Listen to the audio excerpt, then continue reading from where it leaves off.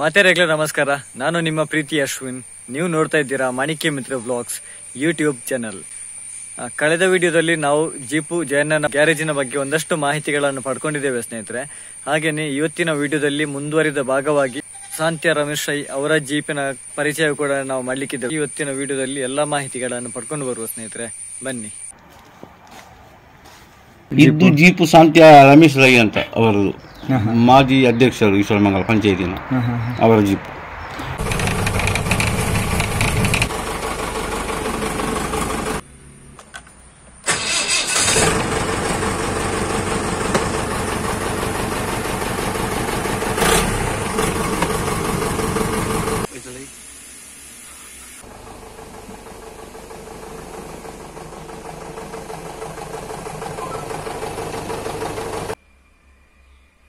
ಹಿಂದೆ double seat ಇದ್ದದ್ದು camper, pickup ಅಲ್ಲ ಇನ್ನಿನ ಪಿಕಪ್. ಇದು ಯಾವ್ದಕ್ಕೆ ಮೇನ್ ಲೋಡಿಗ ಅಥವಾ ನಮ್ಮ ಮಡಿಕೇರಿ ಕಾಫಿ ಉಂಟಲ್ಲ, ಇದು ಜನ ಹೋಗುತ್ತದೆ, ಅದೇ ಸ್ವಲ್ಪ ಲೋಡಿಂಗ್, ಜನ ಪ್ಲಸ್ ಲೋಡಿಂಗ್. ಮತ್ತೆ ಈಗ ಸಣ್ಣ ಪ್ರೈವೇಟ್ ಗಾಡಿ ಸಹ ಇರ್ತದೆ ಇಂಥ ಗಾಡಿ. ಇದು ಮಡಿಕೇರಿಯ ಗಾಡಿ ಈಗ? ಇದು ಈಶ್ವರ ಮಂಗಳೂರು ಇರುವುದು ಇಲ್ಲಿ ಮಾದಾಪುರ ಮಡಿಕೇರಿ. ಅಲ್ಲಿಂದ ಇಲ್ಲಿಗೆ ರಿಪೇರಿಗೆ ನಿಮ್ಮನ್ನು ಕೇಳಿ ಹೌದು, ಇಲ್ಲಿಗೆ ಬರುದು, ಅಲ್ಲಿ ಅಷ್ಟು ಒಳ್ಳೆದಾಗುದಂತೆ.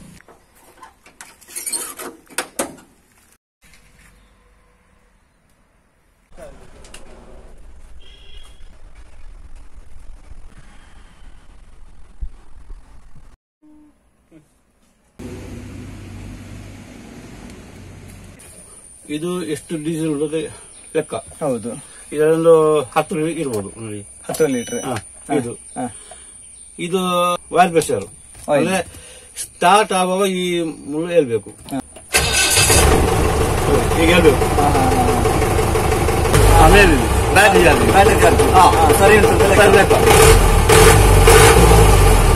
ಇದು ಎಷ್ಟು ಬಿಸಿ ಆಗ್ತದೆ ಈಗ ಇಲ್ಲ, ಒಂದು 40ಗೆ ಬರ್ತದೆ. ಇಂಜಿನ್ ಅಷ್ಟು ಹೀಟ್ ಆಗಿರ್ತದೆ. ಬೇರೆ ಯಾವ್ದು ವರ್ಕ್ ಬಂದ್ರೆ ಇದೊಂದು ಮೇಲೆ ಹೋಗ್ಲೇಬೇಕು. ಇದು ಈಗ ಸ್ವಿಚ್ ಆನ್ ಮಾಡುವಾಗ ಚಾಲು ಆಗ್ತದೆ. ಡಿಸ್ಪ್ಲೇ ನಿಲ್ಲುದಿಲ್ಲ, ಇದು ಅಷ್ಟು ನಿಲ್ಲುದಿಲ್ಲ. ಮೈನ್ ಇದೆ ಈ ನೋಡಿ, ಇದಕ್ಕೆಲ್ಲ ಈ ಸ್ವಿಚ್ ಬರ್ತದೆ, ಲೈಟ್ ಸ್ಟಾರ್ಟ್ ಆದ ಕೂಡಲೇ ಆಫ್ ಆಗ್ತದೆ. ಫಸ್ಟ್ ಈಚೆ ಮಾಡಿ ಸೆಕೆಂಡ್, ಸ್ಟ್ರೈಟ್ ಟಾಪ್ ಈಚೆ ಮಾಡಿ ಈಗ ಹಾಕಿದ್ರೆ ರಿವರ್ಸ್, ಫ್ರಂಟ್ ಮಾಡಿದ್ರೆ. ಮತ್ತೆ ಇದು ಒಂದು ಈಗ ಹಾಕಿದರೆ 4 4 ವೀಲ್ಗೂ ಕನೆಕ್ಷನ್ ಮಾಡ್ತಾರೆ. ಮತ್ತೆ ಸ್ವಲ್ಪ ದೊಡ್ಡ ಚರ ಆದ್ರೆ ಈ ಕುಟ್ಟಿಯನ್ನು ಫುಲ್ ಮೇಲೆ ಪವರ್ ಜಾಸ್ತಿ ಬೇಕಾದ್ರೆ 4 ಹಾಕಿದ್ರೆ ಮತ್ತೆ ಅದನ್ನು ನೋಡ್ಲಿಕ್ಕೆ ಅದು ಎಲ್ಲಿದ್ದಿಲ್ಲ. ಮತ್ತೆ ಜೀಪ್ ಅದು ಜೀಪ್ ಅಲ್ಲ.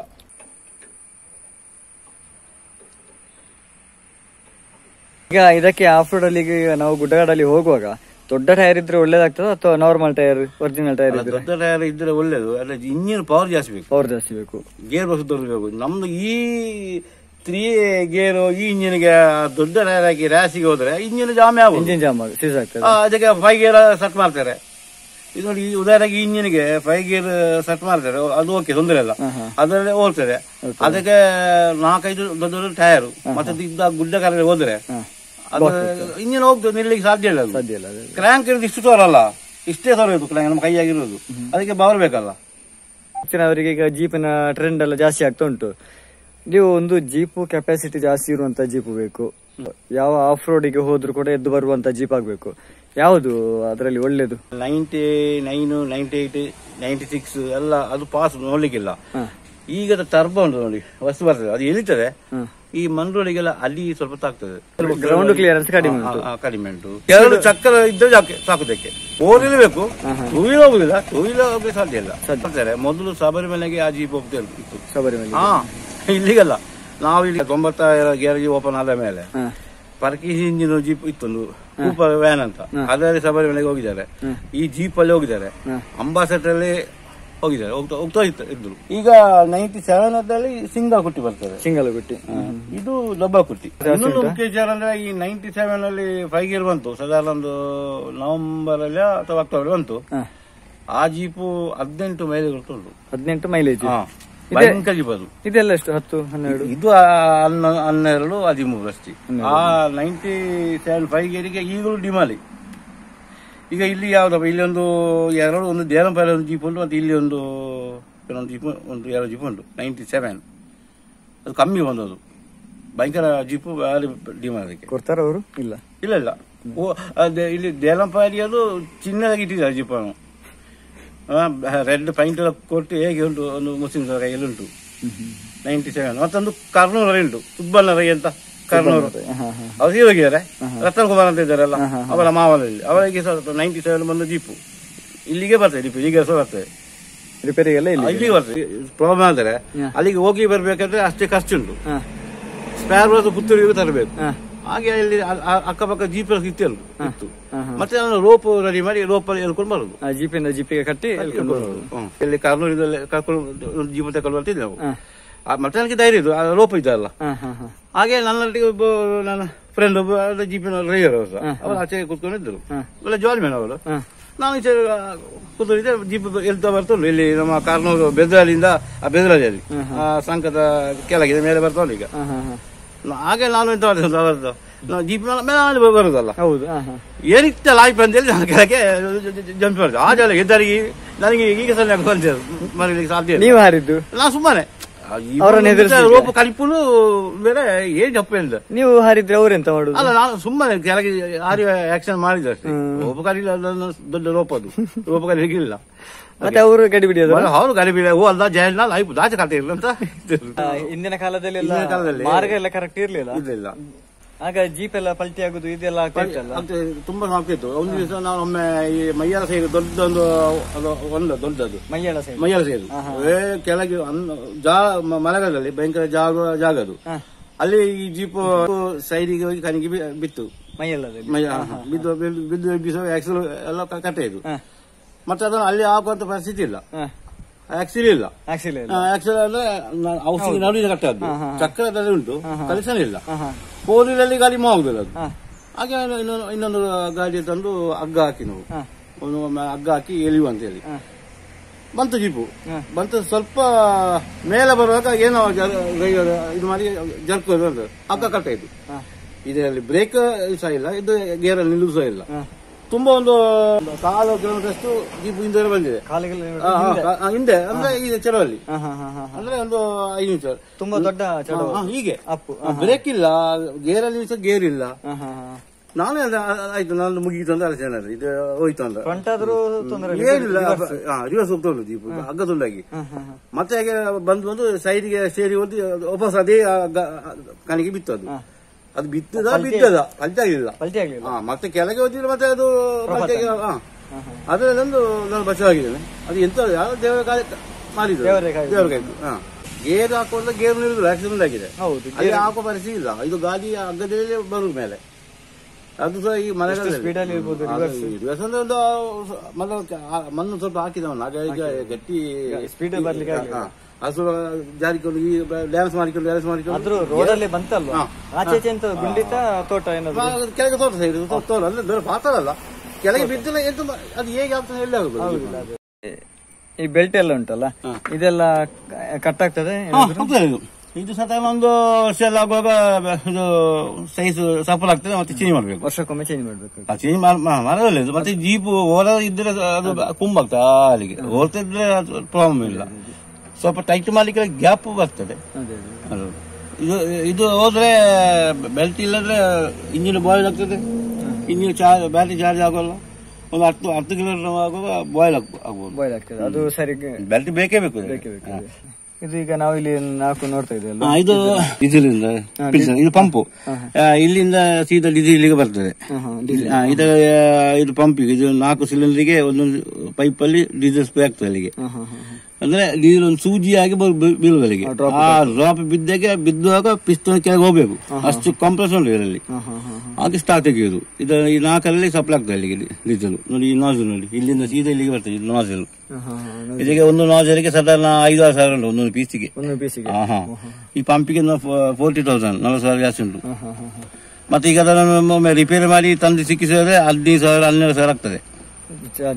ಇದಕ್ಕೆ ಮೆಕ್ಯಾನಿಕ್ ಬೇರೆ ಮೆಕ್ಯಾನಿಕ್ ಪುತ್ತೂರಿದ್ದಾರೆ, ಮೈಕೋ ಪಂಪಿನವರು. ಅವರು ಜೀಪ್ ಅಂದ್ರೆ ಖರ್ಚು ತುಂಬಾ ಉಂಟು. ಸಟ್ಟ ಆದ್ರೆ ನಿಮಗೆ ಏನು ಪ್ರಾಬ್ಲಮ್ ಇಲ್ಲ, ಎಷ್ಟು ಇದಾದ್ರೂ ಅಡ್ಜಸ್ಟ್ ಮಾಡಿ ಓಡ್ಲಿಕ್ಕೆ ಆಗ್ತದೆ. ರೇಡಿಯೇಟರ್ ಇದು ಹಾಳಾಗುದಿಲ್ಲ, ಇದು ಆಗ್ತದೆ, ತೂತಾಗ್ತದೆ. ಇದು ನಮ್ಮ ಇದು ಮೊನ್ನೆ ರಿಪೇರಿ ಬಂದದ್ದು. ನೀರು ಎಲ್ಲಿಯಾದ್ರು ಇದು ಸೆಲ್ ನೋಡಿ, ಇದರಲ್ಲಿ ನೀರು ನಿಲ್ಲೋದು. ಇಲ್ಲಿ ಇದು ತೂತ ನೀರು ಹೋಗ್ತದೆ, ನೀರು ನಿಲ್ಲೋದಲ್ಲ. ಇದನ್ನು ನನ್ನ ಮಗ ಮೊನ್ನೆ ಬಿಚ್ಚಿಸಿ ರಿಪೇರಿ ತಂದು ಹಾಕಿದ್ದೆ. ಎಷ್ಟು ಉಂಟು? ಈಗ ಇಂಥ ರೇಟ್ ಈಗ ಬರುವುದಿಲ್ಲ. ಮತ್ತೆ ಈಗ ಬರುದೆಲ್ಲ ಮತ್ತೊಂದು ಫೈಬರ್ ಟೈಪ್ ಪಿಕಪ್ ಟೈಪ್ ಇದು. ಅದಕ್ಕೆ 2,000 3,000 ಅದು. ಇದಕ್ಕೆ ಇಂಜಿನ್ ಹಾಕಿದ್ರೆ ಇಂಜಿನ್ ಬಿಸಿ ಆಗ್ತದೆ, ಟರ್ಬೋ ಇಂಜಿನ್ ಆಗ್ತದೆ. ಇಂಥ ರೇಡಿಯೇಟರ್ ಸಿಗುದು ಕಮ್ಮಿ ಆಗಿದೆ, ಈಗ ಸಿಗುದಿಲ್ಲ. ಇದೊಂದು ಎಷ್ಟು ವರ್ಷ ಬರ್ತದೆ? 10-15-20 ವರ್ಷ ಬರ್ತದೆ. ರೇಡಿಯೇಟರ್ ಹಾಕಿದ್ರೆ ಸಾಧಾರಣ ಒಂದು 10 ಲೀಟರ್ ನೀರು ಹಿಡಿತದೆ ಇದರಲ್ಲಿ. ಅದರೊಳಗಡೆ ಹಿಡಿಯುದು ಎಷ್ಟು 3 ಲೀಟರ್ 4 ಲೀಟರ್. ಅದು ಟರ್ಬೋ ಆಗಿ ಈಗ ಅಂತ ಬರುದು. ಅದು ಫೈಬರ್ ಅಲ್ಲ, ಇದು ಹಿತ್ತಾಳೆ. ಈಗ ಇದು ಯಾಕೆ ಈ ತರ ಹೊರಗಿನ ಭಾಗ ಕೊಟ್ಟಿದ್ದಾರೆ? ಇದಕ್ಕೆ ಗಾಳಿ ಬರ್ಬೇಕಲ್ಲ, ಇದರ ಒಳಗಡೆ ಪೈಪ್ ಉಂಟು. ಅದಕ್ಕೆ ನೀರು ತೆಗಿಬೇಕಂದ್ರೆ ಒಳಗಡೆ ಒಂದು ಪೈಪ್ ಉಂಟು. ಸ್ಟಾಕ್ ಆಗಿ ಕೆಳಗೆ ಇಂತ ಒಂದು ಟ್ಯಾಂಕ್ ಉಂಟಲ್ಲ, ಕೆಳಗೊಂದು ಟ್ಯಾಂಕ್ ಉಂಟು, ಫುಲ್ ಆಗ್ತದೆ ನೀರು. ಆ ಸೈಡ್ ಕಾಣ್ತದಲ್ಲ, ಕಾಣ್ಬೇಕಲ್ಲ. ಇದರ ಗಾಳಿ ನಲಿಬೇಕು, ಗಾಳಿ ಪಾಸ್ ಆಗ್ಬೇಕು ಆಚೆ. ಇಲ್ಲಿ ನಮಗೆ ಒಂದೊಂದು ಪೈಪ್ ಆಗಿ ಪೈಪ್ ಇದರಲ್ಲಿ ನೀರುಂಟು. ಇದು ಡ್ಯಾಮೇಜ್ ನೀರು ಹೊರಗೆ ಅದನ್ನ ರಿಪೇರಿ ಮಾಡ್ಬೇಕು ಅಂತ. ಈ ಮಾಲ್ ಜೀಪ್ ಇದು ಮರದಲ್ಲಿ ಹೀಗೆಲ್ಲ ಇಷ್ಟಾಗಿ ಮಾತ್ರ ಬರುದು ನೋಡಿ, ಅರ್ಧ ಮಾತ್ರ. ಇಲ್ಲಿ ಕೆಳಗಡೆ ಬರುದಿಲ್ಲ. ಅಲ್ಲ, ಇಲ್ಲ. ಅದು ಶಾಂತಿ ರಮೇಶ್ ಅವರ ಜೀಪು ಹಾಗೆ ಬರುದು, ಓಲ್ಡ್ ಸೈಡ್. ಈ ಲೈಟ್ ಎಲ್ಲ ಮೊದಲು ಇಲ್ಲಿಗೆ ಲೈಟ್ ಬರುದು, ಕೆಂಪು ಲೈಟ್ ಒಂದು, ಪಾರ್ಕಿಂಗ್ ಲೈಟ್ ಎಲ್ಲ ಎಲ್ಲೆಲ್ಲೂ ಈಗ ಲೂಮ್ ಆಗಿ ಬರುದು. ಸೀಟ್ ಅವರಿಗೆ 26,000 ರೂಪಾಯಿ. ನಾನು ನಿನ್ನೆ ಇಟ್ಟು ಬಂದದಲ್ಲಿ ಎಲ್ಲ ಸೀಟು ಒಂದೇ ಪಾಪುಗಳು ಸೀಟು ಎಲ್ಲ ಸೇರಿ ಎಲ್ಲ 26,000. ಪೈಂಟಿಗೆ 20,000. ಮತ್ತೆ ಬಾಲಿ ಎಲ್ಲ ಹೊಸ್ತಿ 97 ಜೀಪ್. ಅದು ಮಡಿಕೇರಿ ಜೀಪ್. ಈಗ ಮೊನ್ನೆ ರಿಪೇರಿ ಇಟ್ಟು ಬಂದದ್ದು. ಖರ್ಚಿದು ಅದು ಮಡಿಕೇರಿ. ಮೊದಲೆಲ್ಲ ನಾವು ಮಡಿಕೇರಿಗೆ ಹೋಗ್ತಿದ್ದೇವೆ. ಮಡಿಕೇರಿ ಜೀಪ್ ಕಮ್ಮಿ ಇಲ್ಲ ಅಂತ. ಈಗ ಅವರು ಇಲ್ಲಿಗೆ ಬರ್ತಾರೆ. ಅವ್ರು ಇಲ್ಲಿಗೆ ಜೀಪ್ ಬೇಕಂತ. ಯಾಕೆ ಜೀಪ್ ಇಲ್ಲಿ ಜೀಪ್ ಬೇಕು ಅಲ್ಲ? ಅಲ್ಲಿಲ್ಲ ಜೀಪ್, ಅಲ್ಲಿಲ್ಲ, ಕೊಡುದಿಲ್ಲ. ಅಲ್ಲಿದ್ದವ್ರು ಕೊಡುದಿಲ್ಲ. ಇದು ಯಾಕೆ ಈ ಒಂದು ವ್ಯವಸ್ಥೆ? ಅದು ಸ್ಪ್ರಿಂಗ್ ಪ್ಲೇಟ್ ಬೆಂಡ್ ಹೊಲಿಗೆ, ಬೆಂಡ್ ತೆಗಿಲಿಕ್ಕೆ ಅಲ್ಲ, ಬೆಂಡ್ ತೆಗಿಲಿಕ್ಕೆ, ಬೆಂಡ್ ಹೊಲಿಲಿಕ್ಕೆ. ಇದು ಕ್ರಾಸ್, ಇದು ಗ್ರಿಪ್ ಅಲ್ಲ ಈಗ ಹಿಡಿಲಿಕ್ಕೆ.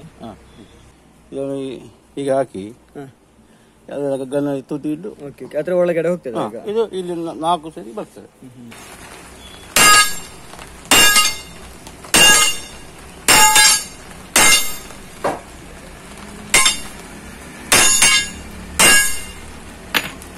ಜೀಪಲ್ಲ ಒಂದೊಂದು ಸರಿ ಹೀಗೆ ಇರ್ತದೆ, ಲೆವೆಲ್ ಇರುವುದಿಲ್ಲ. ಲೆವೆಲ್ ಮಾಡ್ಲಿಕ್ಕೆ ಅದನ್ನ ಬಿಚ್ಚಿಸಿ ಹಾಗೆ ಹೊಡಿಬೇಕು. ಇದು ಜೀಪಿದು ಮೈನ್ ಬ್ರೇಕ್ ಎದುರುಗಡೆ ಇಂಥ ಕಾಯಿಲ್ ಇದು ಕಟ್ಟದ್ದು. ಇದು ಹೊಸ ಪ್ಲೇಟ್, ಹೊಸತ್ತೆ. ಇದಕ್ಕೆ 600-700 ರೂಪಾಯಿ ಒಂದು ಪ್ಲೇಟಿಗೆ. ಒಂದು ಪ್ಲೇಟಿಗೆ ಇಂಥದ್ದು ಎಷ್ಟು ಪ್ಲೇಟ್ ಇರ್ತದೆ? 9-10 ಪ್ಲೇಟ್ ಇರ್ತದೆ. ಬೇರೆ ಏನಾದ್ರು ಮಾಡ್ಲಿಕ್ಕೆ ಆಗ್ತದೆ? ಕಟ್ ಮಾಡಿ ಇದು ಅಡಿಗೆ ಬೇಕಾದ ಕೊಡ್ಲಿಕ್ಕೆ ಆಗ್ತದೆ. ಸಪೋರ್ಟ್, ಎಕ್ಸ್ಟ್ರಾ ಸಪೋರ್ಟಿಗೆ. ಮೈನ್ ಸಪೋರ್ಟ್ ಕೊಡ್ಲಿಕ್ಕೆ ಆಗುದಿಲ್ಲ. ಮೊದಲೆಲ್ಲ ಈಗಲ್ಲ ಸಾಧಾರಣ 90-92-93 ಪ್ಲೇಟ್ ಹಾಕ್ಲಿಕ್ಕೆ ಹಣ ಇಲ್ಲ. ಕಟ್ಟಾದ್ರೆ ಇದಕ್ಕೆ ವೆಲ್ಡ್ ಮಾಡುದು, ವೆಲ್ಡ್ ಇದನ್ನ ಅಡ್ಜಸ್ಟ್ ಮಾಡುದು. ಇಂಥ ಕಾಯಿಲ್ ಇದರಿಂದ ಕಟ್ ಆಗ್ತದೆ, ವೆಲ್ಡಿಂಗ್. ಆಗ ಬಾಕಿ ಕಟ್ ಆಗುದಿಲ್ಲ, ಓಡ್ತದೆ ಅಂತ. ಅಷ್ಟು ಗತಿ ಇತ್ತು ಮೊದಲು, ಅಷ್ಟು ಕಷ್ಟ ಇತ್ತು. ಕಟ್ಟಾದ್ರೆ ನಾವು ವೆಲ್ಡ್ ಮಾಡಿ ಎಷ್ಟು ಆಗ್ತಿದ್ದೇವೆ.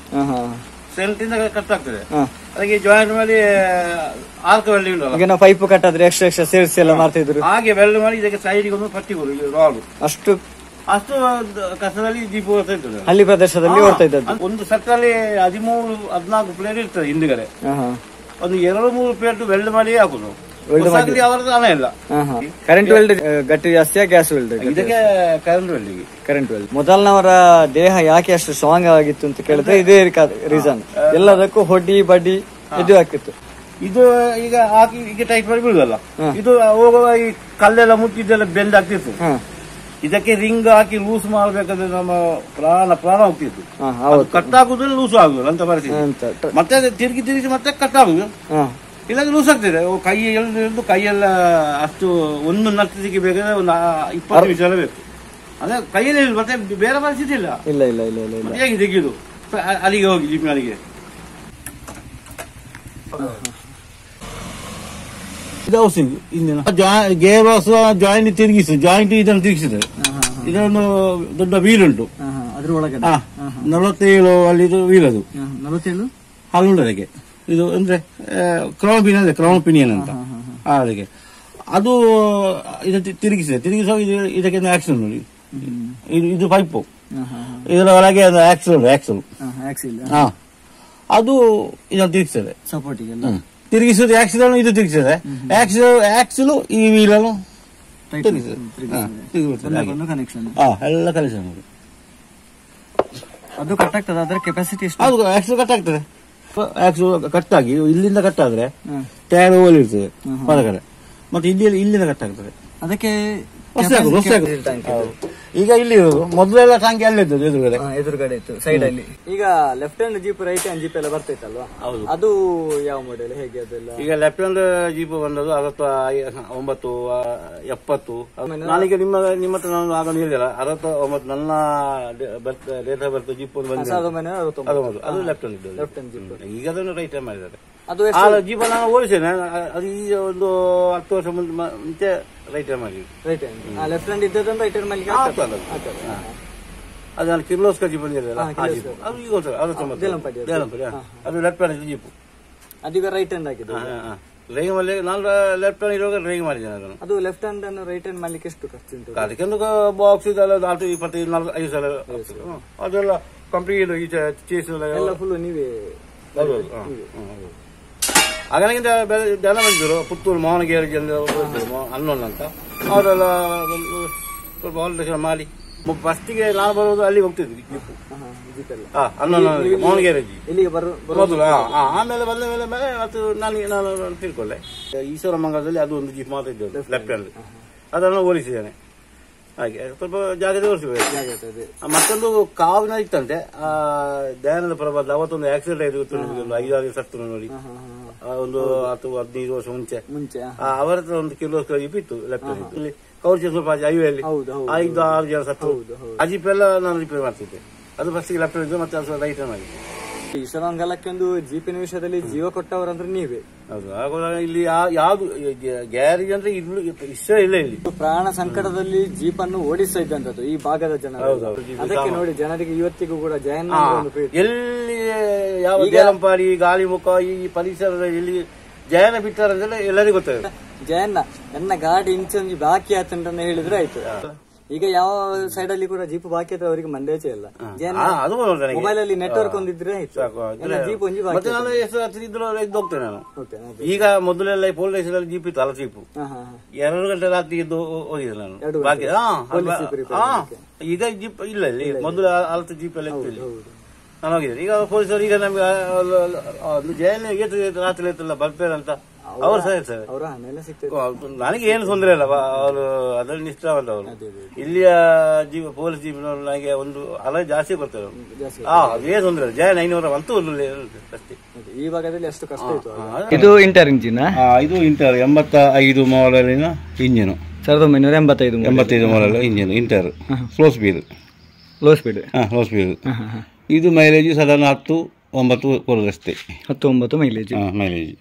ಆಗದ ಗಾಡಿ ಅದು DI, ಅದು 13-14 ಬರ್ತದೆ. ಅದು 95, ಇದು 85.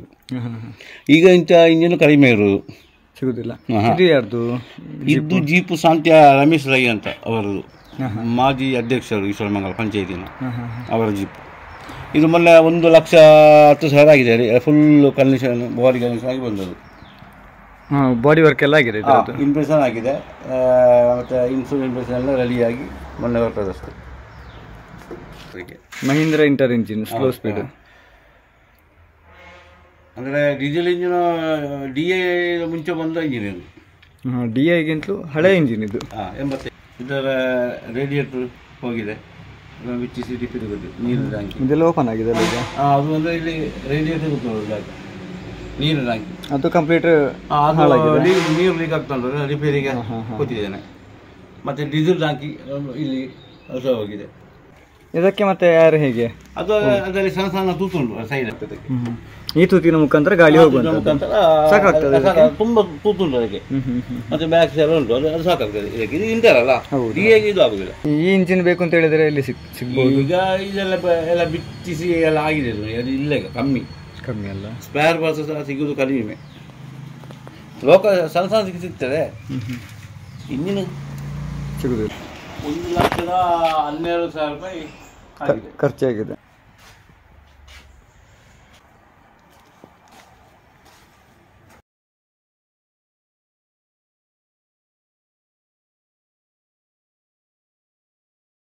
ಇದು 4 ವೀಲ್. ಒಳಗೆ ಇಲ್ಲಿ ಆಕ್ಸಲ್ ಇರ್ತದೆ, ಅದ್ರ ಒಳಗಡೆ ಆಕ್ಸಲ್, ಇಲ್ಲಿ ಕ್ರೋಮ್ ಇಂಜಿನ್ ಇರ್ತದೆ. ಮತ್ತೆ ಇಂಜಿನ್ ಇದಲ್ಲ, ಇದು ಇಂಜಿನ್ ನೋಡಿ, ಇದು ಇಂಜಿನ್ ಇದು ನೋಡಿ, ಇದು ಜಾಯಿಂಟ್ 4 ವೀಲ್ ಜಾಯಿಂಟ್. ಅದು ಅಲ್ಲೆಲ್ಲ ಜಾಯಿಂಟ್ ಉಂಟಲ್ಲ? ಹೌದು, ಅದು ಜಾಯಿಂಟ್ ತಿರುಗಿಸಲಿಕ್ಕೆ ಬೇಕು. ಹೌದೌದು, ಅದು ಸ್ಪ್ರಿಂಗ್ ಸೆಟ್, ಅದು ಇದರಲ್ಲಿ ಒಳಗಡೆ ಸ್ಪ್ರಿಂಗ್ ಸೆಟ್, ಅದು ವೀಲ್, ಅದರ ಟರ್ನಿಂಗ್ ಸಬ್ ಆಕ್ಸಲ್ ಅಂತ ಇರ್ತದೆ. ಗೇರ್ ಬಾಕ್ಸ್ ಇದು ವಿಚಾರ, ಅದೇ ಇದರಲ್ಲಿ ಇದು ಮೈನ್ ಗೇರ್ ಬಾಕ್ಸ್, ಇದು 4 ವೀಲ್ ಗೇರ್ ಬಾಕ್ಸ್. ಇದು 4 ವೀಲ್ ಅಲ್ಲ? ಇದು 4 ವೀಲ್, ಈಚೆದು ಮೈನ್. ಮೈನ್ ಗೇರ್ ಬಾಕ್ಸ್ ಎರಡು ಉಂಟಲ್ಲ. ಈ ಮೈನಲ್ಲಿ ಆಯಿಲ್ ಸ್ವಲ್ಪ ಜಾಸ್ತಿ ಲಿಕ್ಕಾಗುತ್ತೆ. ಇದು ಹಳೆ ಜೀಪಿನ ಕತೆ ಇಷ್ಟೇ. ಅದೇ ಅದೇ, ಎಷ್ಟು ಪ್ಯಾಕಿಂಗ್ ಆದ್ರೂ ನಿಲ್ಲೋದು. ಈಗ ನೋಡಿ ಲೀಕ್ ಆಗ್ತಾ ಇದಕ್ಕೆ 15 ದಿವಸ ತಿಂಗಳೊಮ್ಮೆ ಬಾರಿ ಚೆಕ್ ಮಾಡ್ತಾ ಇದ್ದೇವೆ ನಾವು. ಹೌದೌದು. ಬ್ರೇಕ್ ಇದು ಅಂದ್ರೆ ಇದು ಈಗ ದೊಡ್ಡದು ಬರ್ತದೆ ಶೀಲ್ಡು, ಪವರ್ ಬ್ರೇಕ್ ಅಂತ. ಇದು ಮೊದಲನೇ ಬ್ರೇಕ್, ಅದು ಸಣ್ಣ ಡ್ರಮ್ ನೋಡಿ. ಅಷ್ಟು ಈಗಿನ ಜೀಪಿನಾಗೆ ಬ್ರೇಕ್ ಇಲ್ಲ ಅಂದ್ರೆ ಸಣ್ಣದ ಇದು ಒಳಗೆ ಲೈನ್ ಎಲ್ಲ ಸಣ್ಣ ಟೈಪ್, ಸಣ್ಣದು. ಈಗ ಡಿಎಲ್ಲಿ ಇಷ್ಟು ಬರ್ತದೆ, ದೊಡ್ಡದು. ರಮೇಶ್ ಅಣ್ಣ ಒಳ್ಳೆ ಕ್ಲೀನ್ ಮೇಂಟೈನ್ ಮಾಡಿದ್ದಾರೆ. ಅದು ಇದೆಲ್ಲ ನಾನು ಪರ್ಮನೆಂಟ್ ಪಾರ್ಟಿ, ಇದು ಪರ್ಮನೆಂಟ್. ಅದು ಎಂತ ಆಗುದಿದ್ರೆ ನಿಮಗೆ ಕರೀತಾರೆ. ಓಲ್ಡ್ ಸ್ಟೈಲಿನ ಜೀಪಿನ ಅಡಿಭಾಗ ಎಲ್ಲ ಕಾಣ್ಲಿಕ್ಕೆ ಸಿಗುದಿಲ್ಲ, ಎಲ್ಲ ಕೆಸರಲ್ಲಿ ಮುಳುಗ್ತಾ ಇರ್ತಲ್ಲ, ಕೆಸರು ಮಣ್ಣು ಆಯಿಲ್ ಚಂದ ವಾಶ್ ಮಾಡಿ ಎಲ್ಲ ಇರ್ತದೆ. ಈಗ ರಿಪೇರ್ ಆಗಿ ಅಷ್ಟೇ 4 ತಿಂಗಳಾಯ್ತು. ಹೌದು, ಅದ್ರ ಮೇಂಟೆನೆನ್ಸ್ ಕ್ಲೀನ್ ಮಾಡ್ತಾರೆ. ಲೋಡ್ ಹಾಕ್ಲಿಕ್ಕೆ ಸೀಟ್ ತೆಗೆದ್ರೆ ಆಯ್ತು. ಇದರಲ್ಲಿ ಅದು ಹಗ್ಗ ಕಟ್ಟಿ ಹಾಕಿದ್ರೆ ಸೀಟಿಗೆ ಪೆಟ್ಟಾಗ ಅದಕ್ಕೆ ಹಗ್ಗ ಕಟ್ಟಿದ್ರು, ಡ್ರೈವಿಂಗ್ ಸೀಟಿಗೆಲ್ಲ. ಹೌದು, ಹೊಸದಿತ್ತಲ್ಲ. ಹೌದು, ಆ ಸೀಟಿಗೆ ಅವರಿಗೆ 16,000 ಆಗಿದೆ. 16,000 ಅಲ್ಲೇ ಸೀಟ್ ಇದಕ್ಕೆಲ್ಲ 16,000 ಆಗ್ತದೆ. ಇದೆ ಟಾಪ್ ಇದು ಸೀಟಿಗೆ ಅವರು 16,000 ರೂಪಾಯಿ ಆಗಿದೆ.